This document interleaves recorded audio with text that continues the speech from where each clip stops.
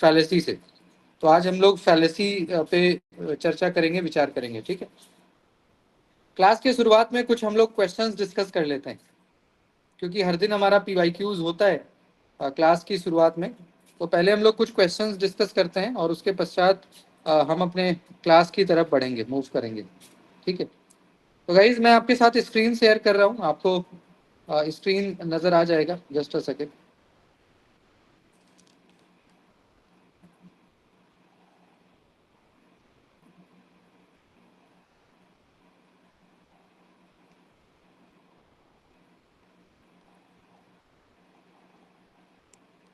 तो गाइस पहला क्वेश्चन आपके स्क्रीन पे है, आप देख सकते हो। ये सारे क्वेश्चन हमारे पीवाईक्यूज के हैं, पिछले वर्ष आया हुआ क्वेश्चन है। तो दो लिस्ट है आपके पास, दो लिस्ट है।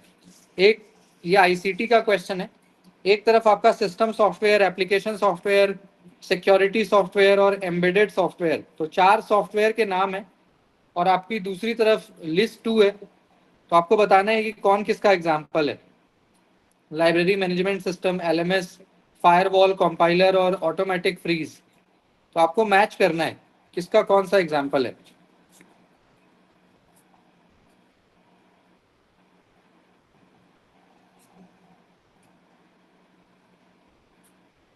क्या होना चाहिए इसका answer? Sir option number C sir, A C का सर, थर्ड, बी का फर्स्ट, सी का सेकंड, डी का fourth. Option C sir, option सी।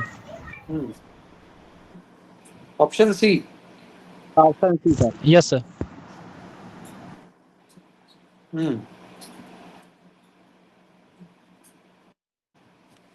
यानी सिस्टम सॉफ्टवेयर का आप कंपाइलर बता रहे हो, है ना? सिस्टम सॉफ्टवेयर, ठीक है। System software is like an operating system, जो हम लोग अपने लैपटॉप में विंडोज यूज करते हैं या मोबाइल फोन में जो एंड्रॉयड है।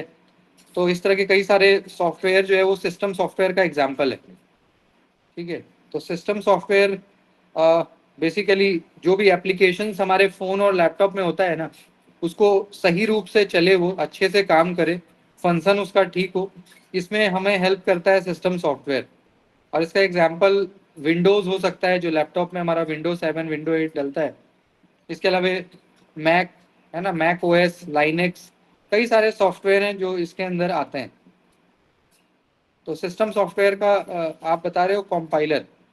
इसके अलावा एप्लीकेशन सॉफ्टवेयर का ये एक लाइब्रेरी मैनेजमेंट सिस्टम का पार्ट है, जो हमारा ऑनलाइन आजकल लाइब्रेरी हम लोग यूज़ करते हैं ना, ई लाइब्रेरी, है ना, तो उसमें उसका ये एग्जांपल है। सिक्योरिटी सॉफ्टवेयर में आपका फायरवॉल आ जाएगा, और एम्बेडेड सॉफ्टवेयर में ऑटोमेटिक फ्रीज, जिसमें सब कुछ पहले से एम्बेडेड है, पहले से ही डला हुआ है सारा, सारे फंक्शंस, उस अकॉर्डिंग आप काम करते हो। तो ऑटोमेटिक फ्रीज, है ना, जिसमें आपको कुछ नहीं करना, बस सारा सारा चीज़ टेक्निकल होता है और पहले से एम्बेडेड होता है। तो उस अकॉर्डिंग वो काम करता है, जो ऑटोमेटिक जितने भी मशीन्स हैं, फ्रीज खास करके। तो सी इसका आंसर ठीक है, सी ही होगा इसका आंसर, ठीक है। इसका आंसर बताइएगा। Is the first education commission in independent India is 1947 में इंडिया गॉट इंडिपेंडेंस, उसके बाद पहला एजुकेशन कमीशन कौन सा आया था? Fourth option sir. Option D. Option D, university education commission. इसी को हम लोग राधा कृष्णन कमीशन भी कहते हैं ना। जी सर। इसी को हम लोग राधा कृष्णन कमीशन भी कहते हैं। 1948 में ये आया था, 1948 टू 1949 के मिड में ये आया था यूनिवर्सिटी एजुकेशन कमीशन, जिसमें कई सारे सुझाव रखे गए थे, कई सारे सजेशंस दिए गए थे एजुकेशन को बेटर बनाने के लिए, इंडियन एजुकेशन को बेटर बनाने के लिए कई तरह की बातें की गई थी, ठीक है।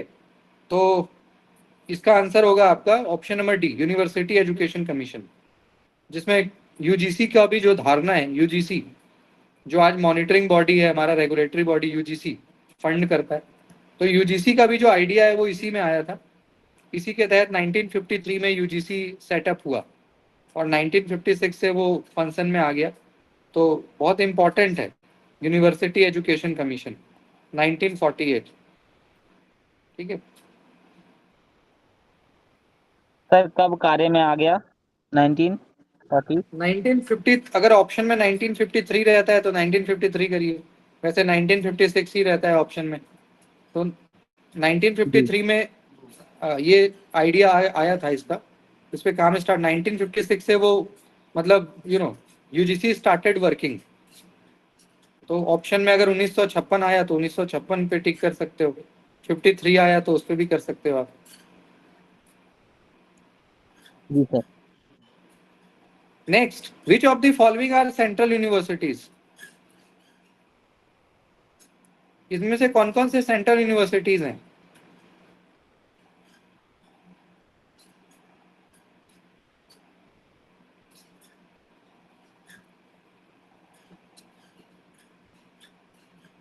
इनमें से कौन से सेंट्रल यूनिवर्सिटीज हैं?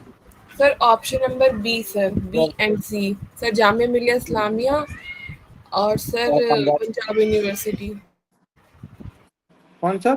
जामिया मिलिया इस्लामिया तो बी है, और option.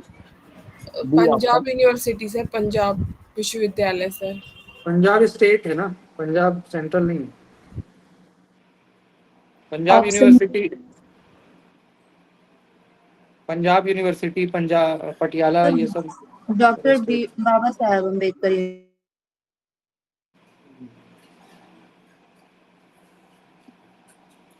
B R Ambedkar university है, ओपन ओपन वाला सेंट्रल नहीं है, ये तो स्टेट है। इसका एनटीए ने आंसर जो है गलत दिया है, तो इसमें सभी को मार्क्स मिला था।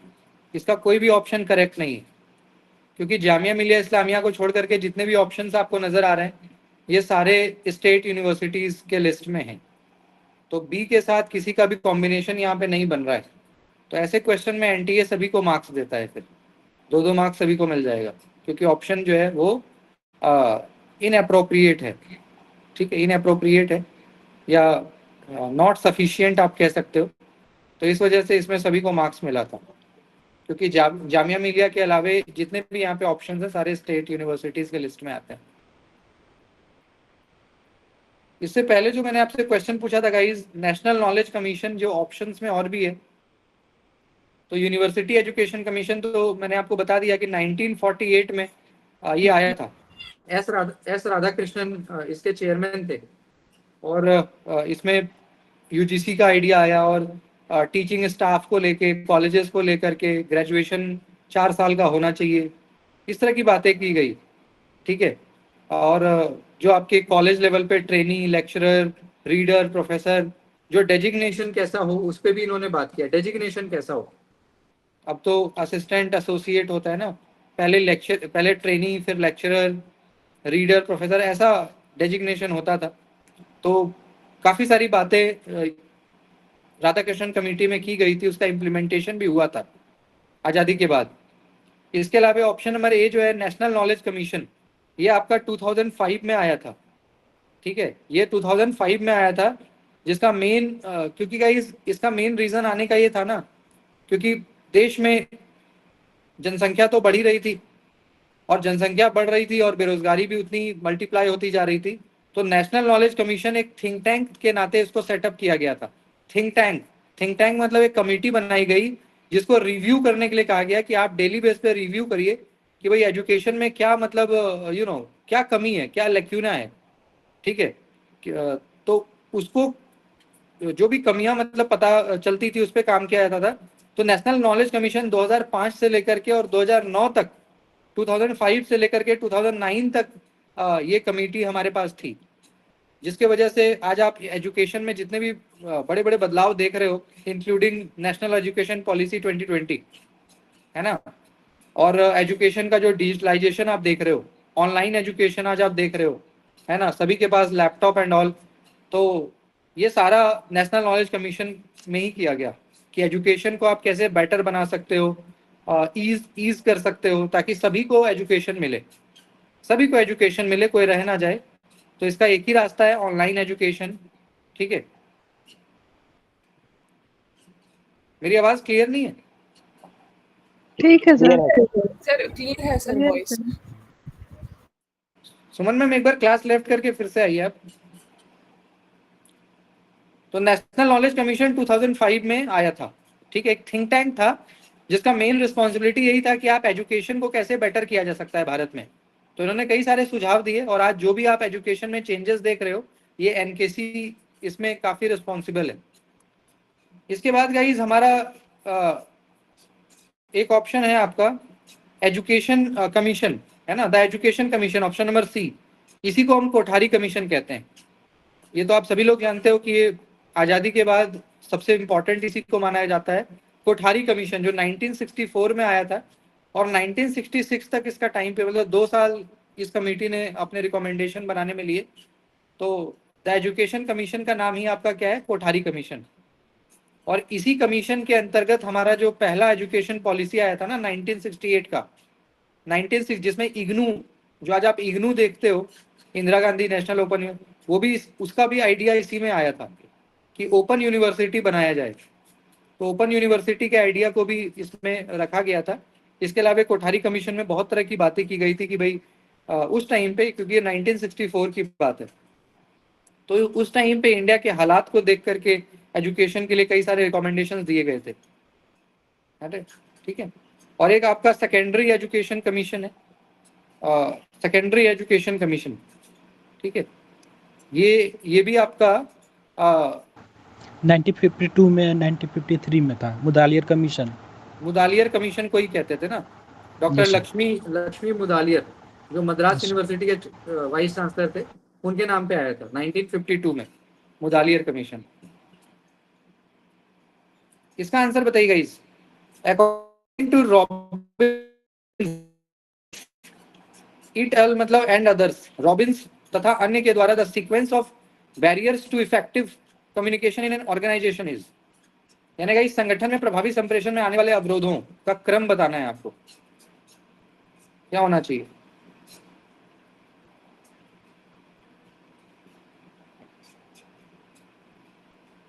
इफेक्टिव कम्युनिकेशन में जो बाधा पैदा करता है, तो क्रम बताइए कि कहां से ये क्रम, सीक्वेंस बताइए आप, क्या लगता है आपको? Yes sir.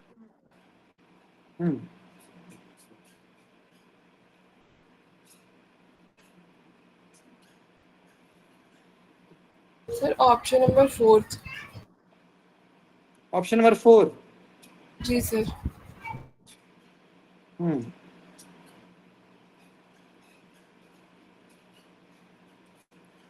इसका डी ही करेक्ट होगा गाइस, यानी फिल्टरिंग। सबसे पहले फिल्टरिंग होता है। फिल्टरिंग का मतलब क्या है कि आपने मैसेज को क्या किया, भेजने से पहले ही चेंज कर दिया। कई बार ऐसा होता है कम्युनिकेशन के दौरान कि मुझे आपको जो बोलना है, मैंने क्या किया, मैसेज को थोड़ा चेंज कर दिया। तो मैसेज चेंज यानी फिल्टर कर दिया। फिल्टर मतलब जो चीज़ें आप तक पहुंचनी चाहिए थी वो नहीं पहुंच पाई, मतलब मैसेज को मैंने चेंज कर दिया, थोड़ा उसको ऑल्टर कर दिया, तो दैट इज फिल्टरिंग। तो ये है। फिर है सेलेक्टिव परसेप्शन। तो सेलेक्टिव परसेप्शन भी है कि भाई आपने अपने अकॉर्डिंग किसी इंफॉर्मेशन को इंटरप्रेट कर दिया। कई बार ऐसा होता है ना कि हमारे अकॉर्डिंग जो सही है हम उसी को सही मानते हैं, और हमारे अकॉर्डिंग जो गलत है हम उसको गलत मानते हैं, भले ही वो जनरल वे में सही गलत हो, उससे हमें फर्क नहीं पड़ता। तो सेलेक्टिव परसेप्शन। तो ऐसे में कई बार गाइस हम गलत को भी सही बता देते हैं, सही को भी गलत बता देते हैं, क्योंकि हमारा जो परसेप्शन है किसी चीज को लेके वो ऐसा ही है। वो सही हो गलत हो सामाजिक दृष्टि में वो बात की बात है, लेकिन हमारे लिए वो सही या गलत है उस अकॉर्डिंग हम रखते हैं। तो ये भी एक बैरियर है, ठीक है। फिर तीसरा आपका इंफॉर्मेशन ओवरलोड, यानी बहुत ज़्यादा इंफॉर्मेशन जब होता है तो वो भी कहीं ना कहीं इट लीड्स टू कंफ्यूजन, ठीक है। क्योंकि जब आपके पास बहुत ज़्यादा चीज़ रहेगा आपके माइंड में तो आप भूल जाओगे, सही से चीज़ें फिर डिलीवर नहीं हो पाती। इसके बाद इमोशंस है और फिर लैंग्वेज। तो ये सीक्वेंस है, ये क्या है, एक सही मतलब क्रम है। Barriers to effective communication in an organisation. किसी भी ऑर्गेनाइजेशन का मतलब ऑफिस, जहाँ पे आप जॉब करते हो, जहाँ काम करते हो, तो किसी भी ऑर्गेनाइजेशन में ये एक बैरियर का काम करता है के दृष्टि में अगर हम बात करें तो कम्युनिकेशन के बैरियर्स के नाते सबसे पहला फिल्टरिंग, कि आपने मैसेज ही थोड़ा चेंज कर दिया, आपको बोलना कुछ था और आपने कुछ और ही बोल दिया, तो फिल्टरिंग। देन आपका परसेप्शन, सभी का सोच अलग होता है ना, मेरे लिए कुछ अच्छा है तो आपके लिए बुरा हो सकता है, बट मैं अपने अकॉर्डिंग आप पे इंफॉर्मेशन को थोप रहा हूँ, तो selective perception. Then information overload, ज़्यादा इंफॉर्मेशन अगर आपके पास है तो वो भी कंफ्यूजन हो जाता है, और फिर इमोशन, फिर लैंग्वेज, तो ये सीक्वेंस है, क्रम है, इफेक्ट बैरियर्स टू कम्युनिकेशन का। इसका आंसर बताइएगा। इस असर्शन और रीजन है। असर्शन कह रहा है कि the internet of things IoT is a rapidly evolving technology capable of transforming numerous areas of our lives. यानी IoT आजकल मतलब इंजीनियरिंग का एक ब्रांच है, इसमें बीटेक वगैरह, इंटरनेट ऑफ थिंग्स IoT। तो क्या ये एक ऐसा इवॉल्विंग टेक्नोलॉजी है जिससे कि हमारे जीवन के अनेक क्षेत्रों में बदलाव आएगा? और रीजन है कि there are no issues of security, compatibility and data privacy associated with IoT। यानी ऑप्शन IoT बी। में Sir, option number B, A is true but R is false, sir.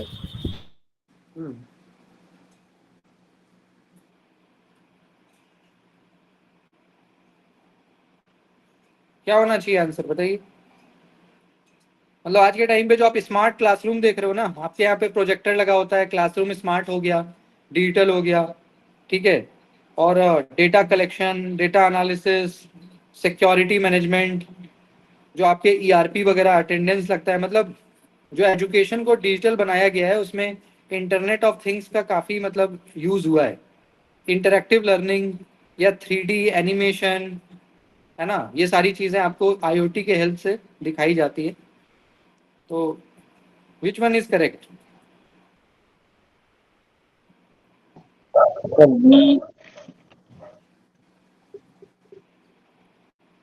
क्योंकि जो बी है वो कह रहा है कि इसमें कोई सिक्योरिटी का डर ही नहीं है ना।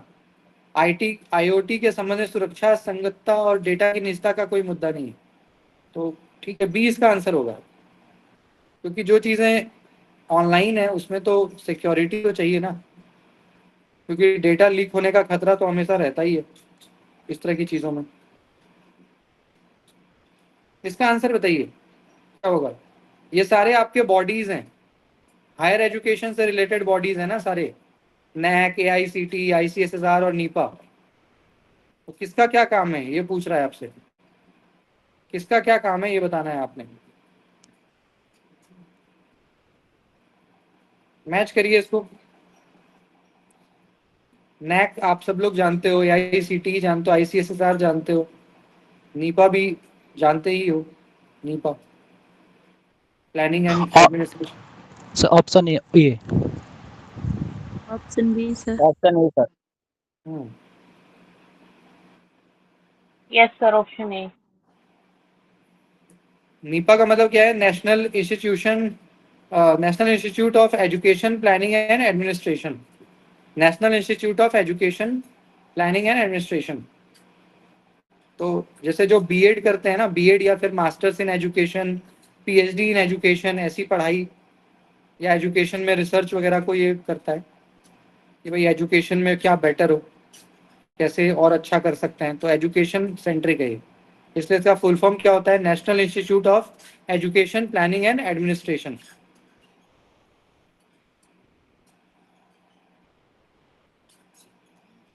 तो ऑप्शन ए आप ऑप्शन बता। Number A sir. Sir option number A is correct sir. A का थर्ड, बी का फोर्थ, सी का फर्स्ट, डी का सेकंड। यानी ए का 3, हाँ ठीक है, ये ए का तो वैसे 3 ही होगा। फिर NAAC का आपका एक्रेडिशन वाला ठीक है, AICTE का promotion of equality in technical education, और ICSSR टू प्रमोट रिसर्च। तो ए होगा इसका आंसर, ए ही होगा बिल्कुल, क्योंकि ICSSR क्या है? Indian council of social science research. Indian council of social science research, तो उसका मेन काम यही है, रिसर्च को प्रमोट करना। फेलोशिप वगैरह भी मिलता है ना, ICSSR स्पॉन्सर्ड प्रोजेक्ट आते हैं, आपको फेलोशिप मिलता है, तो बहुत सारे लाभ हैं इसके, ठीक है। एक और इसका आंसर बताइएगा। इस द की objective of RUSA is to improve. ये भी नीपा की तरह एक बॉडी है रूषा। राष्ट्रीय उच्चतर शिक्षा अभियान, ऐसा इसको कहते हैं, राष्ट्रीय उच्चतर शिक्षा अभियान। तो इसका आपसे जो है ये पूछ रहा है कि इसका की ऑब्जेक्टिव क्या है। Access, equity option B sir. और quality sir. Option number B sir, access, equity, quality. Access, equity और equality. Quality sir, quality. Quality.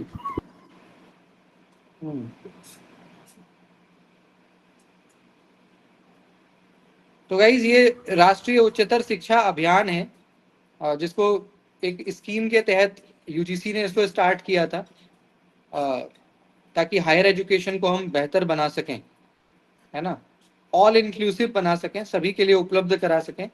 इस एम के साथ ये बना था रूषा। ठीक है, ये सेंट्रल गवर्नमेंट के द्वारा स्पॉन्सर्ड एक स्कीम है, जिससे कि आपको एक्सेस, मतलब एक्सेस, इक्विटी और क्वालिटी कि सभी तक पहुंच हो, सभी मतलब चाहे आप किसी भी एरिया में रहते हो आप तक कंटेंट पहुंचे ऑनलाइन, इक्वालिटी के साथ, और क्वालिटी कंटेंट जो स्वयं का भी प्रिंसिपल है ना। जब हम स्वयं पढ़ते हैं तो स्वयं के भी यही 3 प्रिंसिपल हैं, एक्सेस, इक्विटी और क्वालिटी। तो कि सभी तक समान एक जैसा कंटेंट पहुंचे, कोई भेदभाव ना हो किसी भी आधार पे। तो ऐसा इसका मतलब एम है। ठीक है, तो ये गाइस हमारा क्वेश्चन है। इसमें और भी कुछ क्वेश्चन बहरहाल हैं, जस्ट अ सेकंड। आज गाइस मैं आपको फैलेसी पढ़ाऊंगा। फैलेसी जो है हमारा इंडियन फिलोसफी का पार्ट है, यानी भारतीय दर्शन का। अभी मैं आपको लास्ट क्लास में मीन्स ऑफ नॉलेज बताया था मैंने, तो टोटल 6 मीन्स ऑफ नॉलेज मैंने आपको बोला, जिसमें हमारा प्रत्यक्ष है, फिर हमारा अनुमान आ गया, उपमान है ना, और अर्थपत्ति है, अनुपलब्धि है, शब्दा है। तो इस तरह के कई सारे मीन्स ऑफ नॉलेज हैं, टोटल 6। उनका मैंने आपको डेफिनेशन भी बताया था कि किसका क्या मतलब, किसका क्या मीनिंग है। तो उसके बारे में हमने बात की थी लास्ट क्लास में।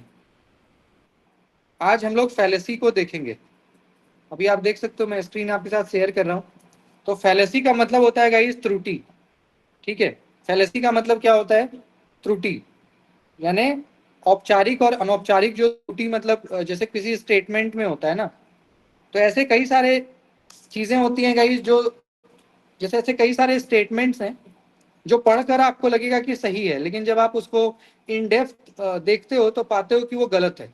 तो इसको हम क्या कहते हैं? फैलेसी।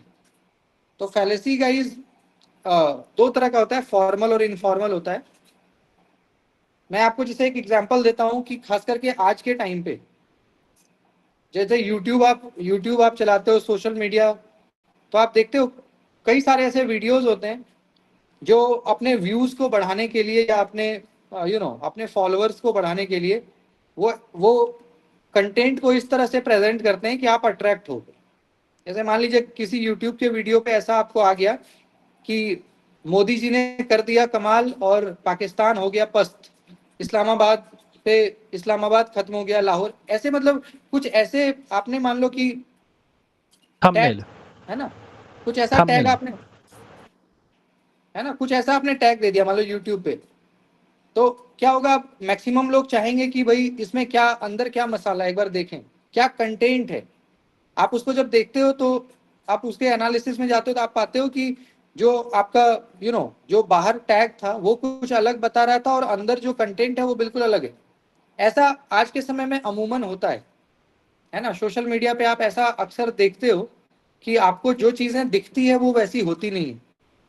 आपको जो चीजें जैसी दिखती हैं, आप जिससे जो एक्सपेक्ट करते हो कि हाँ भाई ये कंटेंट है और इसका ये टैगलाइन है, तो इसके अंदर अगर मैं देखूंगी तो ऐसा ऐसा दिखेगा, ऐसा कंटेंट लग। लेकिन जब आप उसमें क्लिक करते हो तो आप पाते हो कि ये कुछ और है ना।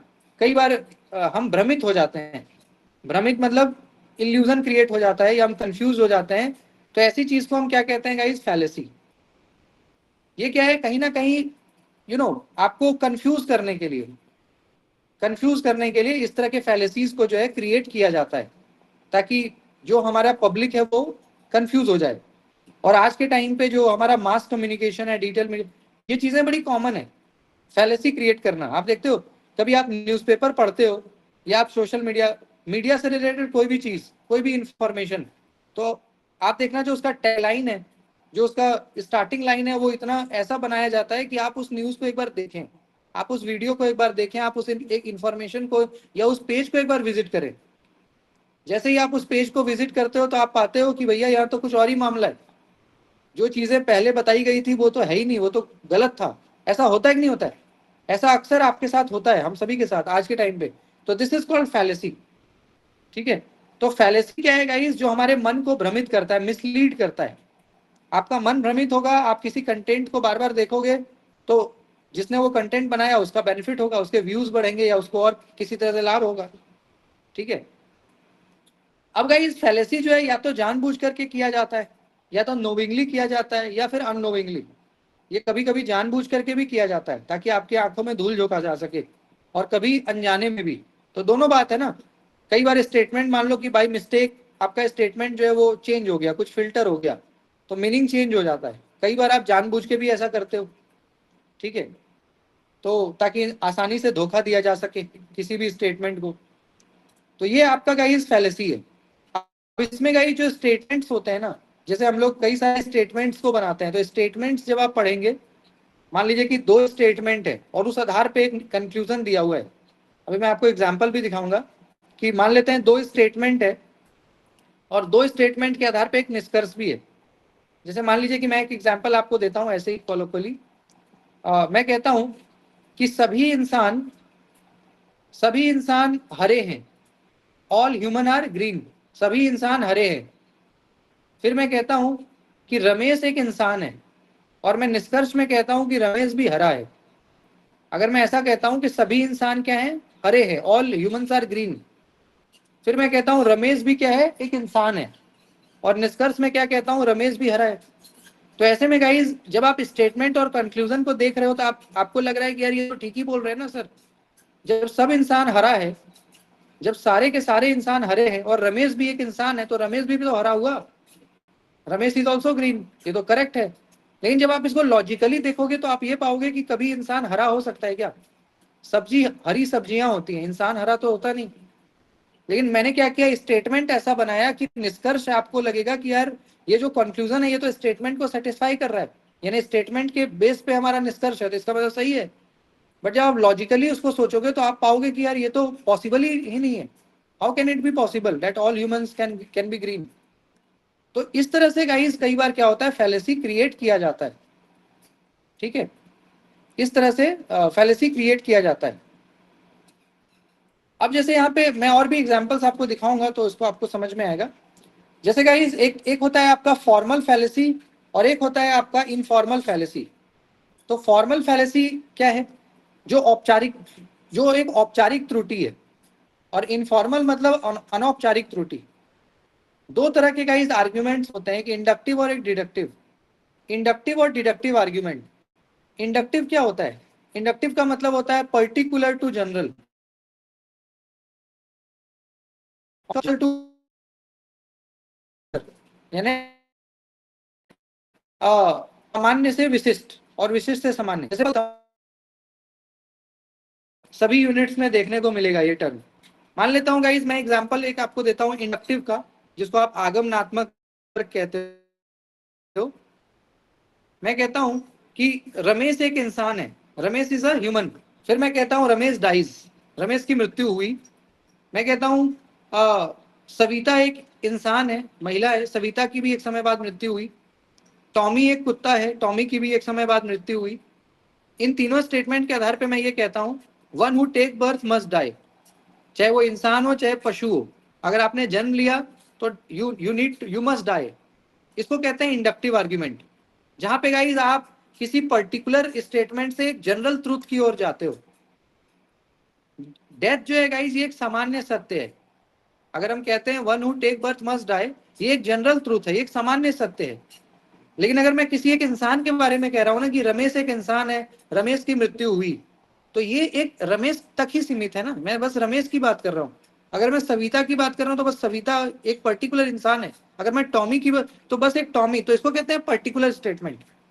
पर्टिकुलर मतलब जब किसी विशिष्ट के बारे में आप बात कर रहे हो, और जनरल मतलब जब आप एक ऐसा सत्य बता रहे हो जो सभी के लिए एप्लीकेबल है, चाहे मैं रहूं चाहे आप रहें। जब मैं कहता हूं कि भाई यू मस्ट डाई, ये सभी के लिए एप्लीकेबल है ना। तो इसको जो सभी के लिए एप्लीकेबल हो दैट इज जनरल स्टेटमेंट। वो क्या है? सामान्य सत्य है। और जो सिर्फ एक व्यक्ति या दो व्यक्ति के बारे में जब हम बात करते हैं किसी पर्टिकुलर पीपल, तो दैट इज पर्टिकुलर स्टेटमेंट। तो इंडक्टिव का मतलब क्या होता है गाइस, जब आप छोटे छोटे इंफॉर्मेशन को कलेक्ट करके किसी एक सामान्य सत्य की ओर बढ़ते हो तो दैट इज इंडक्टिव। और डिडक्टिव इसका जस्ट उल्टा है। जैसे मान लीजिए कि मैं आपको एक स्टेटमेंट देता हूं कि पावर करप्ट्स, पावर करप्ट, यानी जिसके पास पावर होगा वो नेचुरली करप्शन की ओर चला ही जाएगा, क्योंकि उसके पास पावर है तो वो करप्ट हो जाएगा, ऐसा किसी ने कहा। मान लेते हैं ये सत्य है कि पावर करप्ट्स। अभी आप बहुत ईमानदार हो क्योंकि आपके पास कुछ है ही नहीं करने को, पावर ही नहीं है, क्या करप्ट होंगे आप। बट जैसे ही आपके पास पावर आएगा ना, आप अपने जुगाड़ में लग जाइएगा। ऐसा ह्यूमन साइकोलॉजी होता है। तो हम कह सकते हैं किसी, मान लीजिए किसी फिलोसफर ने ऐसा कहा है कि पावर करप्ट्स, जिसके पास पावर आता है ना वो करप्ट हो ही जाता है, तो कोई ज्यादा कोई कम। तो ये मान लो गाइस एक जनरल स्टेटमेंट है कि पावर करप्ट्स। अब इस स्टेटमेंट के आधार पे आप क्या कर सकते हो, छोटे छोटे ट्रूथ को फाइंड आउट कर सकते हो कि भाई ये कहाँ कहाँ एप्लीकेबल है, ये किस किस जगह पे एप्लीकेबल है, कि क्या सच में पावर आने से इंसान करप्ट हो जाता है। तो दिस इज कॉल्ड डिडक्टिव। तो डिडक्टिव आर्ग्यूमेंट में क्या होता है गाइस, कि पहले से आपके पास एक सत्य मौजूद है, पहले से एक स्टेटमेंट आपके पास है जो जनरल है। जनरल माने कि ऑलरेडी प्रूवन है, वो ऑलरेडी जो है सिद्ध किया हुआ है स्टेटमेंट है। और उस प्रूवन स्टेटमेंट के आधार पे आप छोटे छोटे ट्रूथ को फाइंड आउट कर रहे हो कि भाई इसकी एप्लीकेबिलिटी कहाँ कहाँ है, ये कहाँ कहाँ एप्लीकेबल है, तो ये डिडक्टिव है। जबकि इंडक्टिव में ऐसा नहीं होता। इंडक्टिव में तो आपको खुद पहले छोटे छोटे ट्रूथ को फाइंड आउट करना है और उसके आधार पे किसी सामान्य सत्य को बताना है। तो this is the major difference between inductive and deductive argument. यानी आगमनात्मक तर्क जहाँ पे छोटे सत्य से बड़े सत्य की ओर आप जाते हो, और डिडक्टिव में जहाँ बड़े सत्य से छोटे सत्य की ओर, छोटे छोटे ट्रूथ की ओर आते हो। तो ये डिफरेंस है। तो गाइस फॉर्मल फैलेसी की कहाँ पे होगा, डिडक्टिव में, यहाँ पे आप औपचारिकता के साथ त्रुटि करते हो, औपचारिक त्रुटि करते हो। और इनफॉर्मल में हम इंडक्टिव आर्ग्यूमेंट में इनफॉर्मल फैलेसी आता है ना। तो एक औपचारिक त्रुटि होता है, एक अनौपचारिक, जो एक ऑफिशियल त्रुटि है जो जानबूझ के हम करते हैं, ज्यादातर हम जानबूझ के ही करते हैं। और इनफॉर्मल क्या होता है, जहाँ पे हम जानबूझ के नहीं करते, कई बार बाई मिस्टेक भी हो जाता है। बाई मिस्टेक, हमारा वो इंटेंशन नहीं था, बट कुछ ऐसी स्थिति बनी कि गलती हो गई, तो इनफॉर्मल। ठीक है। इसके साथ ही साथ गाइस एविडेंस। अब कोई भी स्टेटमेंट मान लो आपके पास आता है, सपोज करो गाइस कि मैंने आपको कोई बात बोली, मैंने आपको बोला कि भारत पाकिस्तान का युद्ध शुरू हो चुका है, ऐसा मैंने आपको बोला। अब इस स्टेटमेंट को मैंने बोला तो इसलिए आप मान लो ये ठीक बात नहीं है, आपको उसको एक बार वेरीफाई जरूर करना चाहिए। तो गाइस जब भी आपको कोई स्टेटमेंट पता लगता है तो उसके लिए तीन चीज आपको ध्यान रखना चाहिए कि क्या वो सफिशिएंट है। अगर मैंने क्लास में ये बोला, कोई भी स्टेटमेंट मान लो मैंने आपको दिया, तो क्या वो सफिशिएंट है, क्या उसके पीछे का फैक्ट, लॉजिक, एविडेंस मैंने आपको दिया, या बस एक स्टेटमेंट कह के निकल गया। तो सबसे पहले आप उसकी सफिशिएंसी को चेक करो कि जो भी इंफॉर्मेशन आपके पास है क्या वो सफिशिएंट है, क्या उसके पीछे का एविडेंस है, आपके पास प्रूव है। फिर दूसरा देखो कि क्या वो प्रासंगिक है, रेलिवेंस। अब क्या होता है गाइस, कई बार देखते हो पुरानी न्यूज को चला दिया जाता है और उसको ऐसे दिखाया जाता है कि भाई ये तो कल की खबर है, ये तो आज की खबर है। जब आप उसका पड़ताल करते हो पाते हो यार ये तो 10 साल पहले की खबर है। ऐसा होता है ना, खास करके सोशल मीडिया पे या डिजिटल मीडिया पे ये चीजें काफी होती हैं। अब 2025 में हम हैं, कोई 2015 का वीडियो है उसको वायरल करा देगा और वो लोग उसको सच भी मान लेंगे। बाद में वो पता लगेगा कि अरे यार ये तो 10 साल पहले हुआ था, ये तो आज का वीडियो है ही नहीं, ये तो पुराना वीडियो है। तो गाइस रेलिवेंस चेक करो। अगर मैं आपको कोई स्टेटमेंट बोलता हूं तो उसका रेलिवेंस कि भाई क्या ये आज के हिसाब से सही है या आज से 15 साल पहले सही था। और तीसरा क्लैरिटी, यानी स्टेटमेंट में किसी प्रकार का मतलब संदेह ना हो, एम्बिग्विटी ना हो, वो क्लियर हो, टू द पॉइंट हो। ठीक है। तो ये तीन चीज गाइस अगर आप अपने स्टेटमेंट के में अगर देखेंगे, वो सफिशिएंट हो, वो रेलिवेंट हो और वो क्लियर हो, स्पष्ट हो, आपका संदेश एकदम स्पष्ट हो, उसमें कोई इफ और बट ना हो, किसी प्रकार का कोई मतलब मिलावट ना हो, मैनिपुलेशन ना हो, तो फिर आप मान सकते हो कि वो स्टेटमेंट ठीक है। अदरवाइज आपको मानना होगा कि ये फैलेसी है, इसमें कुछ ना कुछ गड़बड़ है, दाल में काला है। तो दाल में काला का मतलब यही फैलेसी है, दाल में कुछ काला है, इट मीन्स फैलेसी, कुछ तो गड़बड़ है, something is fishy, something is doubtful. अब गाइस हम फॉर्मल फैलेसी की बात करते हैं, जो मैंने आपको बोला कि डिडक्टिव आर्ग्यूमेंट में होता है। जो हमारा फॉर्मल फैलेसी है गाइस, वो हमारा क्या होता है, डिडक्टिव आर्ग्यूमेंट में। जैसे उदाहरण आप देखिए यहाँ पे, आपको अभी आपको समझ में आ जाएगा, आप बहुत ध्यान से इसको देखिएगा। यहाँ पे लिखा हुआ है कि all black bear are omnivore. क्या कह रहा है कि दुनिया के जितने भी बियर है, बियर मतलब भालू, वो क्या है, सर्वाहारी। सर्वाहारी मतलब जो मीट, जो नॉनवेज भी खा लें, वेज भी खा लें, सब्जी भी खाते हैं और मांस भी खाते हैं, ओमनीवोर कहलाते हैं। सर्वाहारी, सब कुछ खा सकते हैं, जो दोगे वही खा लेगा। तो मान लो गाइस कि पहला स्टेटमेंट दे रहा है कि दुनिया के जितने भालू है ना, वो सारे क्या है, ओमनीवोर। चलो मान लेते हैं, ठीक है। दूसरा क्या कह रहा है कि ऑल रकून, रकून भी एक गाइस एनिमल है, कहता है कि दुनिया में जितने रकून है ना, वो भी ओमनीवोर है। दुनिया में जितने रकून एनिमल है वो भी ओमनीवोर है। चलो ये भी मान लिया। निष्कर्ष क्या कह रहा है कि all raccoon are black bear. अब देखिए, अगर आप इस स्टेटमेंट को एक बार पढ़ोगे ना, तो ये मैं दावे के साथ कह सकता हूं कि आप ये सोचोगे कि यार सर ये तो ठीक ही है, इसमें क्या गलत है। आप इसको पढ़िए, आपको ये लगेगा कि सर ये तो ठीक है, ऊपर का जो दो कथन है, निष्कर्ष तो उसी आधार पे आ रहा है, तो ठीक है ये तो। क्या ऐसा आप अगर आप एक बार दो बार पढ़ोगे तो आपको ऐसा ही लगेगा। बट गाइस देखो, इसमें फैलेसी क्या है वो समझिए।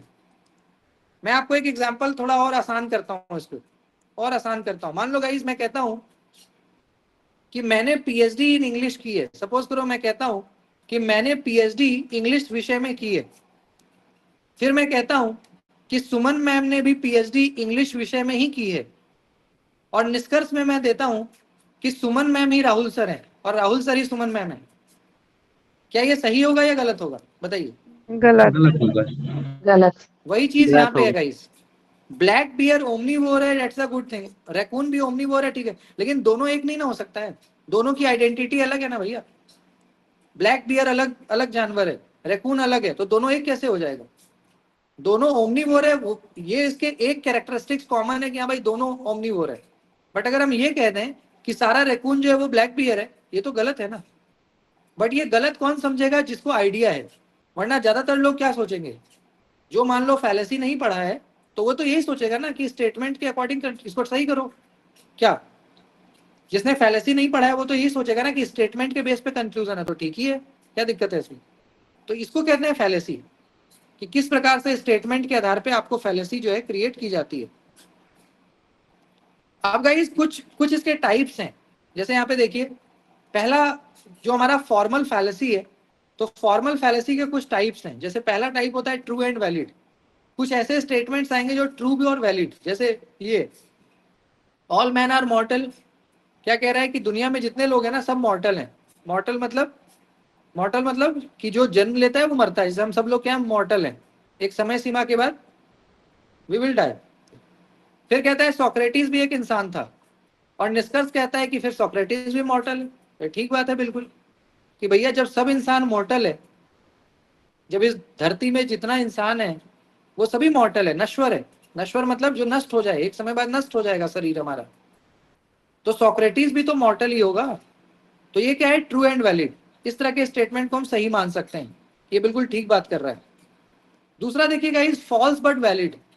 फॉल्स बट वैलिड का एग्जांपल देखो, क्या कह रहा है एक स्टेटमेंट की ऑल मैन आर ग्रीन। ये संभव है टेक्निकली, टेक्निकली संभव है कि हम जो है परवल की तरह ग्रीन हो, नहीं है, टेक्निकली पॉसिबल नहीं है। बट स्टेटमेंट वाइज ठीक है, स्टेटमेंट दे दिया कि सभी इंसान ग्रीन है। आगे कहता है कि सोक्रेटिस भी क्या है, एक इंसान है। निष्कर्ष दे रहा है कि सोक्रेटिस भी ग्रीन होगा। तो गाइस अगर हम इसको स्टेटमेंट के आधार पे देखें, लॉजिक के आधार पे नहीं, स्टेटमेंट के आधार पे, तो ये ठीक है। अगर हम स्टेटमेंट के आधार पे देखें तो ये ठीक है, क्योंकि पहला स्टेटमेंट कहता है कि जी सभी लोग हरे हैं। फिर कहता है सोक्रेटिस भी एक इंसान है, तो सोक्रेटिस भी हरा होगा। तो मतलब फॉर्मली तो ये ठीक है, बट आप जब लॉजिक लगाइएगा तो ये गलत है, क्योंकि इंसान हरा नहीं हो सकता। तो लॉजिकली ये क्या है, फॉल्स है। बट अगर स्टेटमेंट और कंक्लूजन को मिलाओगे तो सेटिस्फाई कर रहा है, कंक्लूजन जो है वो स्टेटमेंट को फॉलो कर रहा है। ऐसे ही गाइस फॉल्स एंड इनवैलिड देखिए, एक इसका टाइप एक है फॉल्स एंड इनवैलिड। जैसे एग्जांपल दिया सम मैन आर ग्रीन, ये क्या है। अच्छा आप बता सकते हैं सम मैन आर ग्रीन ये पर्टिकुलर है या जनरल है। ये पर्टिकुलर स्टेटमेंट है या ये जनरल स्टेटमेंट है, some man are green. Particular particular है। पर्टिकुलर है क्योंकि कुछ लोगों की बात हुई है। और अगर गाइस अगर मैं यहाँ पे लिखता ऑल मैन आर ग्रीन, अगर मैं लिखता ऑल मैन आर ग्रीन, तो वो कैसा स्टेटमेंट होता? Particular general? ऑल मैन, सभी की बात कर रहे हैं, सभी की, तो जनरल। तो यहाँ पे देखो गाइस कहता है सम मैन आर ग्रीन, कुछ लोग क्या है, हरे हैं। फिर कहता है सोक्रेटिस भी एक आदमी है। निष्कर्ष कह रहा है सोक्रेटिस भी क्या है, ग्रीन है। अब गाइस मैंने आपको स्क्वायर ऑफ अपोजिशन में ये बहुत अच्छे से बताया था। मान लो गाइस कि आपको इस क्लास में मान लो कि 100 बच्चे हैं, इस क्लास में 100 स्टूडेंट्स हैं, और 100 में से मेरे को बस 50 के बारे में पता है कि 100 में 50 को मैं पर्सनली जानता हूं, बचे हुए 50 को मैं नहीं जानता। तो गाइस मान लीजिए कि मैं 100 में बस 50 लोगों का ही डिटेल जानता हूं, तो बचे हुए 50 पे मैं दावा कर सकता हूं कि हाँ भाई ये कर्नाटका से हैं या इनका नाम ये, क्योंकि मैं उनको नहीं जानता ना। तो मैं गेस कर सकता हूं, बट दावा पेश नहीं कर सकता आपके बारे में। मैं गेस कर सकता हूं, अनुमान लगा सकता हूं, बट मैं क्लेम नहीं कर सकता क्योंकि मैं नहीं जानता। बस मैं जिनके बारे में आप जानोगे उसी पे। तो इसीलिए यहाँ पे जब हम कुछ लोगों की बात कर रहे हैं, हम क्या कह रहे हैं, कुछ लोग ग्रीन है। तो गाइस आपके पास क्या है, कुछ लोगों का डेटा है। कुछ मतलब 10 में से 2, 10 में से 4। तो कुछ लोगों के आधार पे आप ये क्लेम कर सकते हो कि सोक्रेटिस भी जो है ग्रीन होगा। ये क्लेम करना तो ठीक नहीं है ना। हाँ, यहाँ पे ऑल मैन आर ग्रीन होता तो हम कहते हैं हाँ भाई सोक्रेटिस भी ग्रीन है। लेकिन जब हमारे पास कुछ लोगों का डेटा है, तो कुछ के आधार पे हम किसी को, मान लो सोक्रेटिस कुछ में हो भी सकता है, नहीं भी तो हो सकता है, ये डाउटफुल हो गया ना। अगर मैं कहता हूं कि इस क्लास के 50 बच्चे दिल्ली से हैं, अगर मान लो मैं कहता हूं कि इस क्लास के 50 बच्चे दिल्ली से हैं, कोई भी 50, मैं कहता हूं इस क्लास के कोई भी 50 बच्चे दिल्ली से हैं। अब मैं रैंडम आप में से किसी का नाम लेता हूं, मान लीजिए मैं कहता हूं रेखा मैम भी दिल्ली से हैं, तो ये सही होगा, गलत होगा या डाउटफुल होगा? अकॉर्डिंग टू लॉजिकल रीजनिंग क्या होगा ये बताइए? Doubtful sir, doubtful sir.